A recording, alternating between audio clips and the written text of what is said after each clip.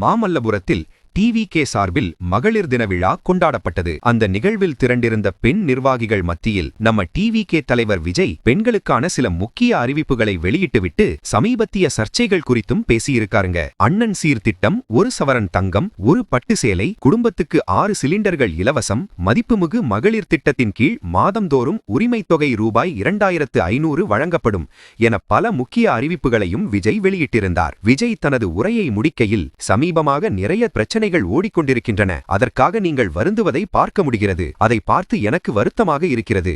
அதையெல்லாம் நான் பார்த்துக் கொள்கிறேன். நாம் எல்லாரும் சேர்ந்து மக்கள் பிரச்சனைகளை பார்ப்போம். அவ்வளவு எல்லாம் வருத்தப்படாதீர்கள். அது வர்த் இல்லை என்று தளபதி விஜய் பேசியிருக்காரு. டிவிகேவின் இந்த நிகழ்வில் துறைவாரியாக சாதித்த பல பெண்களையும் நேரில் அழைத்து பொன்னாடை போர்த்தி பரிசு வழங்கி விஜய் கௌரவித்திருந்தார். டிவிகே சார்பில் சமீபத்தில் நியமிக்கப்பட்ட மகளிரணி நிர்வாகிகளுக்கும் இந்த நிகழ்வில் முக்கியத்துவம் கொடுக்கப்பட்டிருந்தது.